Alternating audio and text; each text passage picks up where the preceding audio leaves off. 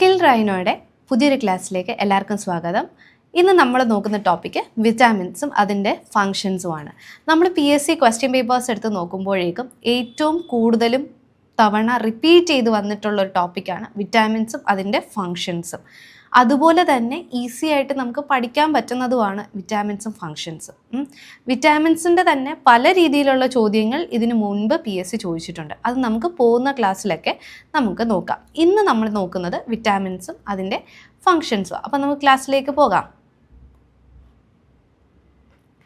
Okay, അപ്പോൾ ഇവിടെ മേജറായിട്ടുള്ള എല്ലാ വിറ്റാമിൻസും ഉണ്ട്. Vitamin A, B, C, D, E and K.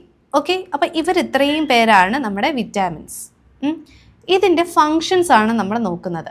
അപ്പോൾ വിറ്റാമിൻ A നോക്കിക്കേ, ആൻറ്റി സെറാഫ്തോമിക് എന്ന് പറയുന്ന ഒരു കണ്ടൻറ്റാണ്, അല്ലെങ്കിൽ അതിൻ്റെ ഫങ്ഷൻ എന്ന് പറഞ്ഞാൽ ആൻറ്റി സെറാഫ്തോമിക് എന്നാണ്. എന്ന് വെച്ച് കഴിഞ്ഞാൽ കാഴ്ചയ്ക്ക് സഹായിക്കുന്നു. ഇതിൻ്റെ ഡെഫിഷ്യൻസി വന്നു കഴിഞ്ഞാൽ എന്താണ്, സെറാഫ്താൽമ എന്ന് പറയുന്ന ഒരു കണ്ടീഷനിലോട്ടാണ് നമ്മൾ പോകുന്നത്. ഓക്കെ, വിറ്റാമിൻ B3 ആണെങ്കിൽ ആൻറ്റി പെല്ലഗ്ര എന്ന് പറയുന്ന ഒരു വൈറ്റമിൻ ആണ്, അതായത് പെല്ലഗ്ര എന്ന് പറയുന്ന ഒരു അസുഖത്തെ തടയുന്നു.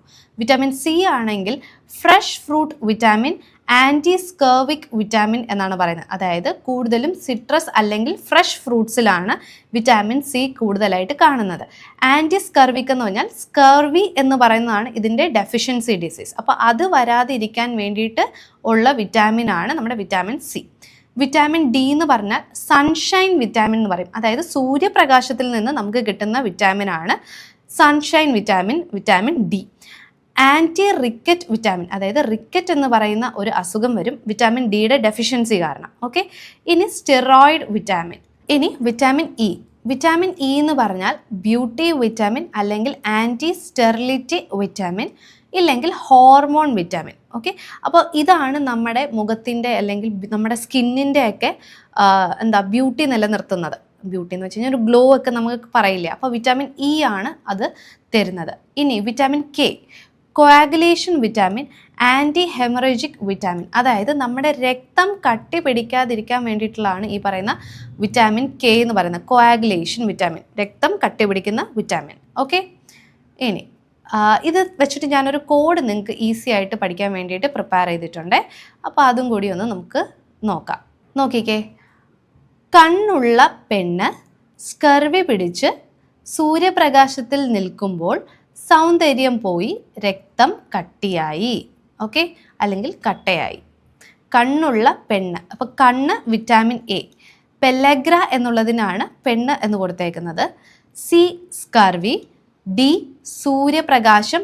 ഇതുവഴി നമുക്ക് ഈ വിറ്റാമിൻ D ഉണ്ടെങ്കിൽ എന്താണ് സംഭവിക്കുന്നതെന്ന് അറിയാമോ? ഈസി ആയിട്ട് കാൽഷ്യം അബ്സോർപ്ഷൻ നടക്കും നമ്മുടെ ബോഡിയിൽ. ഓക്കെ, അപ്പോൾ അസ്ഥി അതാണ് സൂചിപ്പിക്കുന്നത്. E എന്ന് പറയുന്നത് നമ്മൾ പറഞ്ഞു ബ്യൂട്ടി വിറ്റാമിൻ, സോ സൗന്ദര്യം. K എന്ന് പറഞ്ഞാൽ രക്തം കട്ട പിടിക്കുന്ന വിറ്റാമിൻ. അപ്പോൾ കണ്ണുള്ള പെണ്ണ് സ്കർവി പിടിച്ച് സൂര്യപ്രകാശത്തിൽ നിൽക്കുമ്പോൾ സൗന്ദര്യം പോയി രക്തം കട്ടയായി. അപ്പോൾ ഇതൊരു കോഡായിട്ട് നിങ്ങൾ ഓർത്ത് വെച്ചേക്കുക. ഓക്കെ, അപ്പോൾ നമ്മൾ ഇന്ന് എന്താ നോക്കിയത്? വിറ്റാമിൻസും അതിൻ്റെ ഫങ്ഷൻസുമാണ് നമ്മൾ നോക്കിയത്. സോ എല്ലാവർക്കും മനസ്സിലായി എന്ന് വിശ്വസിക്കുന്നു. സോ അടുത്ത ക്ലാസ്സിൽ കാണുന്നവരെ ബൈ. Thank you.